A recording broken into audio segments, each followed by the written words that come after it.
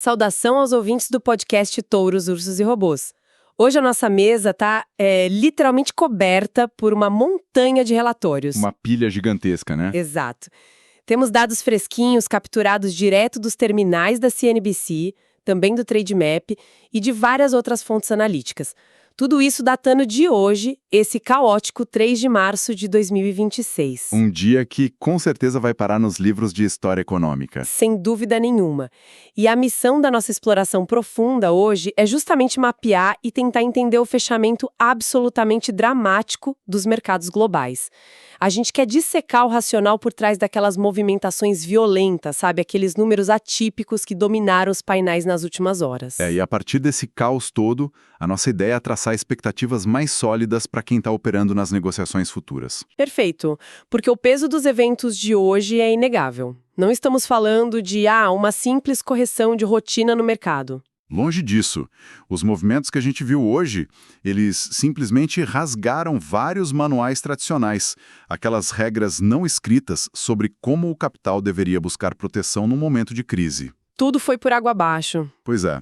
E o motor primário dessa volatilidade extrema, como todo mundo já deve ter visto nas manchetes, é a escalada abrupta do conflito no Oriente Médio, um cenário que agora puxou o envolvimento direto dos Estados Unidos, do Irã e de Israel. Uma tensão geopolítica num nível altíssimo. E os algoritmos, os gestores de grandes fundos, eles acordaram no escuro hoje. Passaram o dia inteiro tentando precificar um cenário que tem desdobramentos puramente imprevisíveis. Com certeza, mas antes da gente mergulhar a fundo nos gráficos e nas porcentagens de hoje, é crucial estabelecer um alicerce aqui para quem acompanha o nosso trabalho. Uma regra fundamental da nossa análise. Exatamente. Durante a discussão de hoje, o contexto vai exigir que a gente mencione várias declarações de líderes políticos, táticas militares, falas do presidente Donald Trump, comunicados de autoridades iranianas, de autoridades israelenses. Faz parte do pacote de dados, né? Faz parte. Então, deixamos absolutamente claro que o relato desses fatos aqui é feito de maneira estritamente neutra e factual. Nós não tomamos partido em disputas geopolíticas. De forma alguma. E também não endossamos as ações ou visões que essas fontes reportam. O papel desta mesa é única e exclusivamente transmitir o que aconteceu no mundo real, para que a gente consiga explicar a reação em cadeia lá nos mercados financeiros. A nossa lente aqui, o nosso foco é 100% econômico. E tem que ser assim. Ter essa separação clara é a única forma de operar a leitura de um cenário tão pesado. O mercado financeiro é, no fundo, super pragmático. Ele não tem sentimentos. Exato. O mercado não julga a moralidade de um míssil cruzando o céu ou de uma barreira naval. Ele simplesmente calcula o impacto matemático disso na oferta de energia e, consequentemente, na inflação. E o ponto de partida para o choque sistêmico de hoje atinge justamente o coração do suprimento global. Vamos desempacotar isso. Vamos lá. O gatilho principal, aquele que varreu as mesas de operação no mundo todo, foi a notícia de que o Irã supostamente fechou o Estreito de Hormuz. Uma notícia aterrorizante para o mercado de commodities. Para visualizar o tamanho desse problema, é só olhar para o mapa logístico do planeta.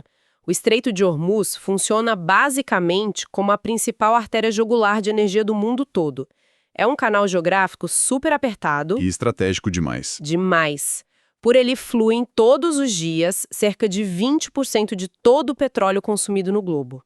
Então, quando surge um rumor muito forte ou uma ação concreta que ameaça estrangular essa passagem... O infarto financeiro é quase instantâneo. Exato. E a reação do barril de petróleo hoje foi o reflexo mais puro e cristalino desse pânico absoluto. A física do mercado operou ali sem restrição nenhuma, sabe? No momento exato em que os alertas vermelhos piscaram lá nos terminais, indicando esse fechamento do estreito, a cotação do petróleo Brent, que é a que dita o preço de referência global, ela disparou. Foi um salto assustador. Quase 9% de alta em questão de minutos. Chegou a encostar ali na marca de $83 o barril. E para uma commodity pesada como o petróleo, que tem uma demanda super inelástica ali no curtíssimo prazo, né? Um salto intraday desse tamanho é um evento sísmico. Totalmente. As refinarias entram em desespero absoluto para conseguir garantir o suprimento E os especuladores, claro, entram rasgando, comprando tudo que vem pela frente. Mas a dinâmica do pregão ao longo do dia mostrou uma coisa bem reveladora sobre gestão de risco. Porque o preço, ele não se sustentou lá naquele pico assustador dos $83. Não, o mercado acabou dando uma respirada. Pois é, o barril Brent devolveu uma boa parte dessa alta desenfreada. Ele acabou fechando o dia com uma elevação na casa de 4,5%, estabilizando ali por volta de $81,40. E o WTI acompanhou. Acompanhou. O petróleo WTI, que é a referência do mercado americano, seguiu o mesmo desenho da curva e fechou perto dos $74,50. Mas qual foi o fator que forçou esse recuo das máximas? Foi uma intervenção verbal fortíssima vinda direto de Washington. A psicologia de risco do mercado virou a chave assim que a Marinha dos Estados Unidos anunciou que iniciaria operações de escolta. Escolta militar para os navios comerciais. Isso, escolta para navios petroleiros cruzando o Estreito de Hormuz. E o detalhe financeiro mais importante dessa declaração toda foi a promessa americana de oferecer uma espécie de seguro estatal. Um seguro contra riscos políticos. Exato, para viabilizar as travessias comerciais. Porque a conta que o mercado faz ali na hora é muito simples. Uma interrupção total, que dure meses, jogaria o barril para muito além dos $100 facinho. Com certeza. Mas com a frota naval americana atuando como um, digamos, amortecedor logístico ali na região, o fluxo de óleo não cai para zero. Ele fica mais caro, fica tenso, mas não zera. Então o prêmio de risco geopolítico ainda continua gigantesco nas planilhas. Continua, mas aquele cenário de escassez apocalíptica foi parcialmente descartado. E isso acalmou um pouco os preços. Entendi. Agora que a coisa fica realmente interessante. Porque a onda de choque gerada por essa ameaça no suprimento de energia varreu o mundo, de leste a oeste. E ela foi mudando de face dependendo de onde atingia. É verdade, a reação foi muito assimétrica. Quando a gente olha para as praças asiáticas, por exemplo, o termo mais correto para descrever a sessão de hoje é massacre. Na Coreia do Sul, o índice KOSPI simplesmente derreteu. Foi brutal. Pior dia deles em 19 meses. Uma queda superior a 7% logo na reabertura do mercado depois de um feriado. A força dessa venda lá esmagou pilares globais de tecnologia. A Samsung, que é uma empresa que, vamos ser sinceros, está na base de quase tudo que tem uma bateria ou um processador no planeta, caiu quase 10% hoje. 10% de tombo numa gigante dessas. E a queda da Samsung é quase um estudo de caso sobre como crises diferentes se sobrepõem, né? Com certeza. A Samsung já estava enfrentando uma pressão interna enorme. E aí veio a notícia de que a inauguração daquela nova mega fábrica de semicondutores deles lá no Texas foi adiada para 2027. Nossa, isso jogou mais combustível ainda na fogueira. Muito mais. O mercado de tecnologia na Ásia opera sempre ali na corda bamba das cadeias de suprimento. Então, a perspectiva de um choque energético vindo do Oriente Médio encarece os custos de transporte e de manufatura de um jeito brutal. Não é à toa que a SK Hynix, que é outra gigante sul-coreana do setor de memórias, despencou 12%. E o contágio foi regional, né? O Japão tomou um golpe pesadíssimo também, o índice Nikkei fechou caindo mais de 3%. A China continental também não escapou de fechar no vermelho. Mas, lendo as entrelinhas desses relatórios, é fascinante notar uma coisa. O capital, ele nunca simplesmente desaparece no ar. Não, ele sempre migra. Ele busca um novo abrigo. Exatamente. E enquanto a tecnologia de ponta se viu lá na Coreia do Sul via bilhões de dólares virarem fumaça, o setor de defesa militar no mesmo país teve um dia de pura euforia. Uma discrepância absurda no mesmo pregão. Para você ter uma ideia, a Hanwha Aerospace, que lidera esse segmento de defesa sul-coreano, deu um salto formidável de 22% em um único dia. E a Lignex 1, que é super focada em sistemas de defesa aérea, decolou 30%. 30% em um dia para uma empresa estabelecida é a tradução mais nua e crua do instinto de sobrevivência do dinheiro, né? Ele foge da produção de chips para celular e corre desesperado para os fabricantes de mísseis e sistemas de radar. E esse fluxo de capital todo para o setor de defesa reflete bem aquela percepção de que os governos pelo mundo vão ter que expandir os orçamentos militares de forma muito severa agora. E isso já está cobrando um preço caríssimo da economia civil. Porque aí o sol nasceu na Europa e a destruição de valor continuou a sua rota. Sem piedade.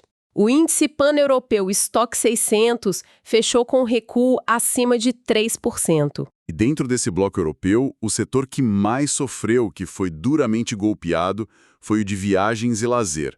Eles perderam cerca de 2% de valor de mercado num piscar de olhos. Estamos falando de empresas aéreas que da noite para o dia precisaram cancelar dezenas de milhares de voos. Tudo por causa do fechamento em massa dos espaços aéreos lá no Oriente Médio. O custo logístico, sabe, de desviar essas rotas comerciais que ligam a Ásia à Europa, ele saltou para a estratosfera. E esse ambiente tão caótico forçou, inclusive, uma admissão pública de fraqueza econômica lá em Londres. O mercado parou hoje para ouvir a ministra das Finanças do Reino Unido, a Rachel Reeves. Ela entregou o chamado Spring Statement, a declaração de primavera. E o tom dela foi de contenção de danos total, né? Muito severo. Ela precisou cortar oficialmente a projeção de crescimento do Reino Unido para esse ano e cortou para ínfimos 1,1%. Foi reescrito pela guerra em tempo real. É assustador. E é essa mesma sombra, esse mesmo medo que cruzou o Atlântico para assombrar os mercados emergentes e acabou aterrissando com muita força aqui no Brasil. O nosso quintal sofreu bastante.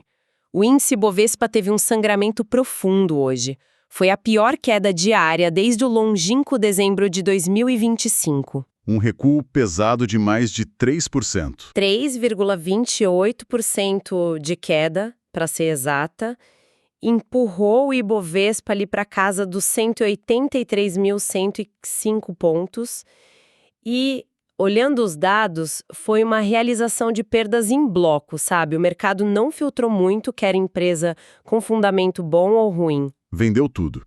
Essa mecânica de venda em pânico, aliás, explica bem por que os gigantes da nossa bolsa sofreram tanto. Porque quando os fundos estrangeiros sentem cheiro de fumaça global, a primeira ordem que sai das mesas lá fora é zerar a exposição a ativos de risco em emergentes. Eles precisam levantar caixa muito rápido. Rápido e em volume. E quem paga a conta inicial dessa corrida para saídas de emergência? As ações de altíssima liquidez. Você não consegue vender bilhões em ações de empresas minúsculas sem jogar o preço a zero na tela. Claro, não tem comprador do outro lado. Exato, então os estrangeiros descarregam as posições pesadas em quem sempre tem lote de compra.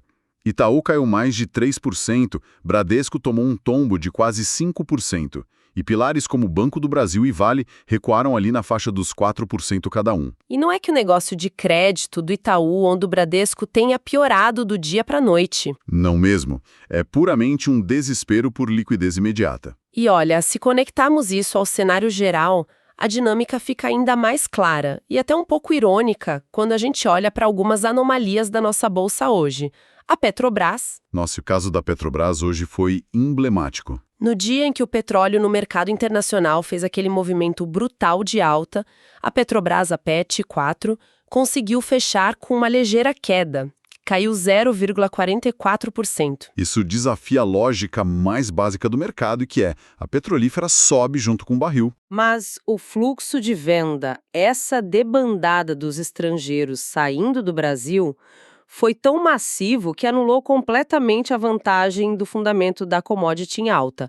O gringo só queria vender. E em setores locais mais sensíveis, o estrago foi visceral, né? O Pão de Açúcar, o PSKER3, implodiu quase 18% na sessão. 17,78%. Mas aí teve um agravante, potencializado por um rebaixamento na nota de crédito pela agência Fitch, justo no meio desse furacão todo. Foi o pior timing possível para a empresa. Teve algum sobrevivente na ponta positiva? Pouquíssimos. A Raizen foi uma raríssima exceção, subindo mais de 6%, e a Braskem conseguiu avançar um pouco mais de 3%. Mas foram oásis num deserto vermelho. E o que realmente torna esse dia no Brasil um pouco trágico, sob a ótica da análise, é como os dados macroeconômicos internos foram sufocados por essa crise.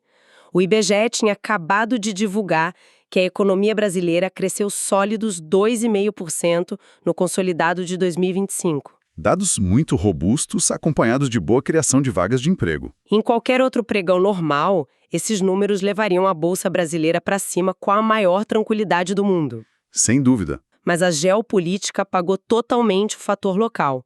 O mercado hoje ignorou o crescimento passado e olhou apenas para o perigo iminente que está no horizonte.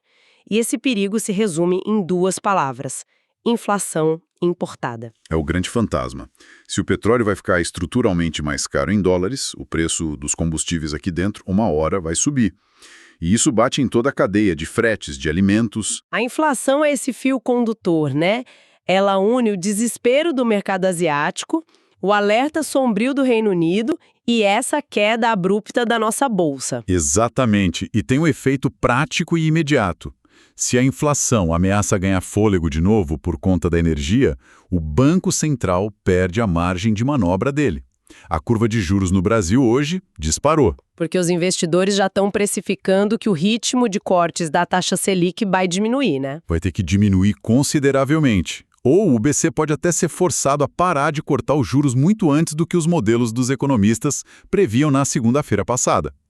E dinheiro caro por mais tempo sufoca a atividade das empresas locais. É o ciclo vicioso.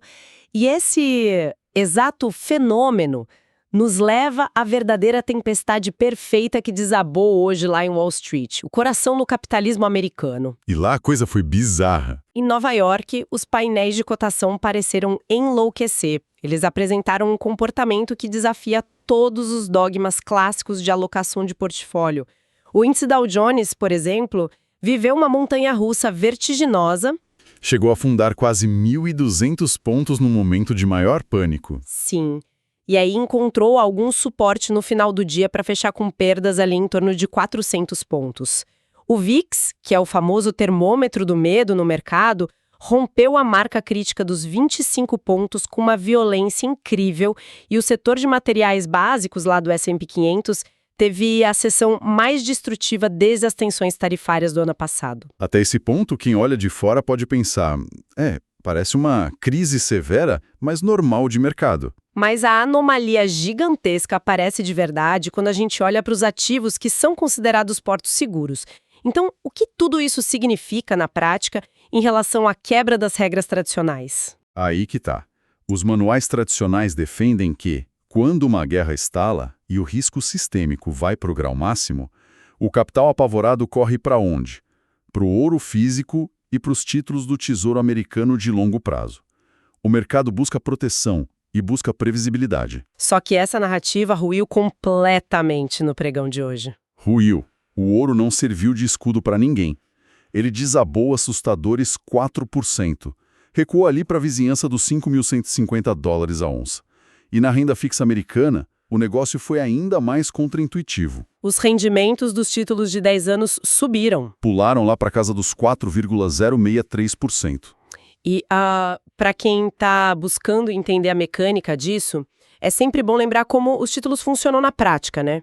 Um título de 10 anos do governo americano é essencialmente uma promessa de pagamento com uma taxa fixa atrelada a ele. Exato. Quando o rendimento, o yield desse título, sobe no painel de negociação, isso significa obrigatoriamente que o preço do título, o valor de face pelo qual ele está sendo vendido ali no mercado secundário, desabou. As pessoas estavam jogando os títulos pela janela. Liquidando o papel de dívida americana num dia de pânico global. Em vez de comprar, desfazer-se do ouro e de títulos do tesouro na eclosão de um conflito desses parece uma atitude puramente insana.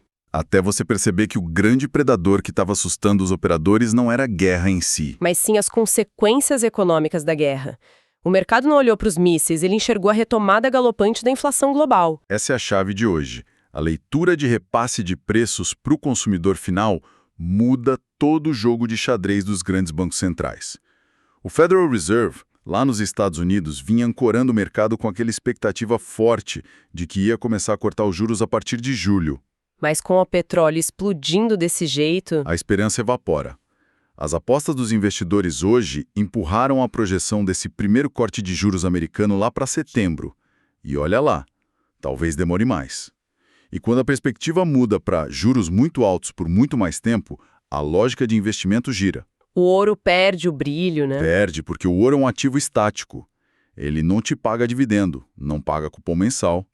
E aqueles títulos pré-fixados de 10 anos também perdem atratividade muito rápido. Porque a inflação futura vai corroer todo o poder de compra daquele rendimento fixo que o título prometeu? Exatamente. Ninguém quer ficar amarrado, sabe, a uma taxinha pré-fixada antiga, enquanto a inflação no mundo real está lá decolando. E no meio de todo esse descarte, dessa rejeição em massa aos escudos habituais, surgiu o grande e inquestionável vencedor do dia: O rei dólar. a moeda americana.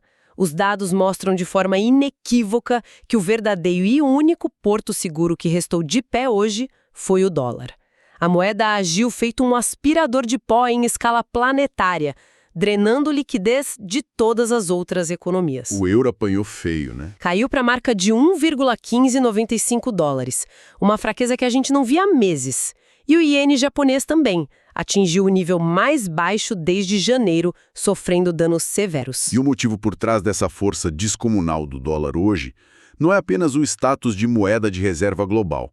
Reside numa vantagem estrutural que ficou muito evidente para o mundo inteiro ver: a independência energética. A matriz energética dos americanos confere uma assimetria de poder absurda para eles.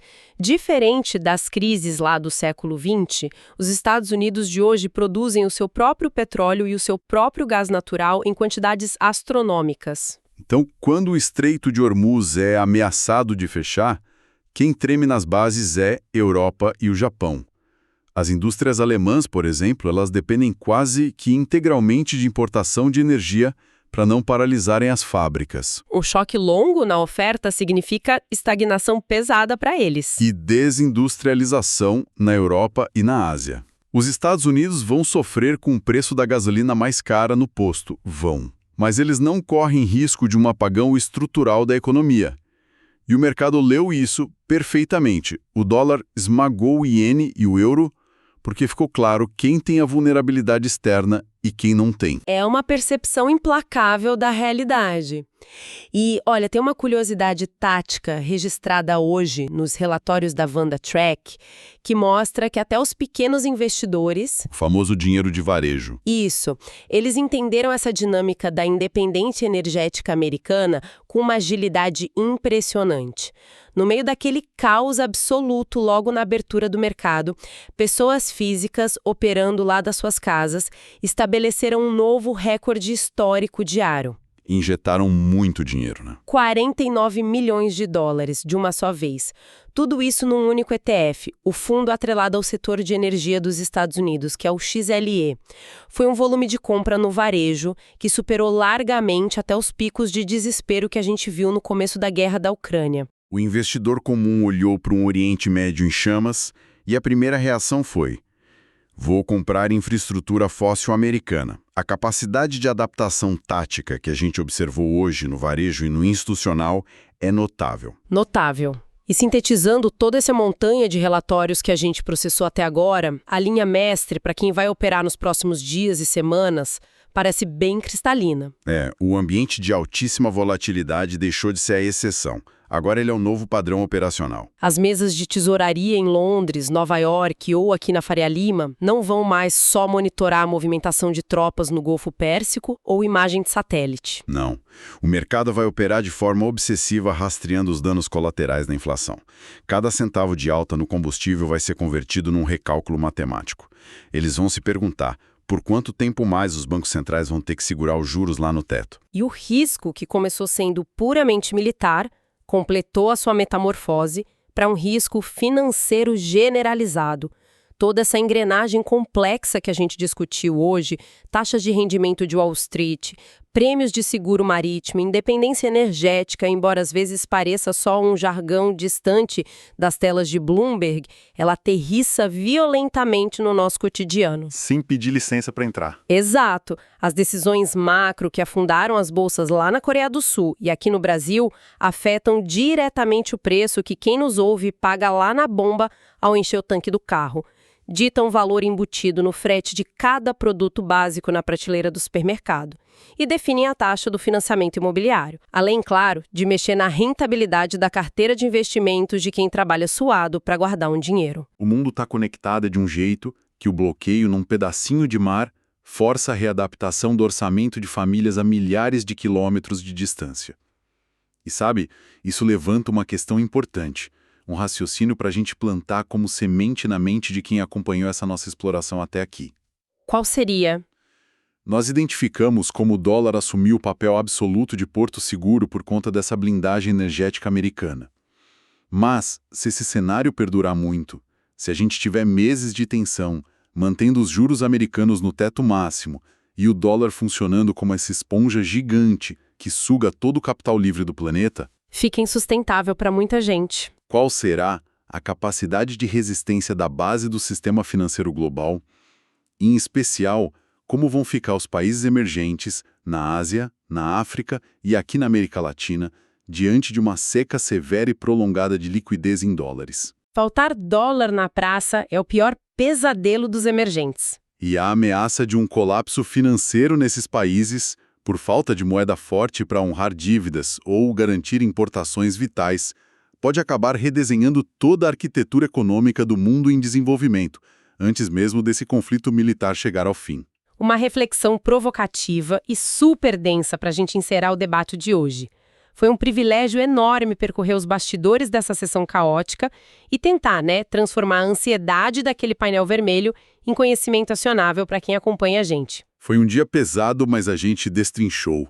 A turbulência exige estômago forte do investidor, mas, acima de tudo, exige informação precisa. Com certeza. Fiquem atentos aos dados, continuem acompanhando as narrativas e dissecando os relatórios conosco. E, claro, não perca o nosso próximo mergulho profundo nos mercados.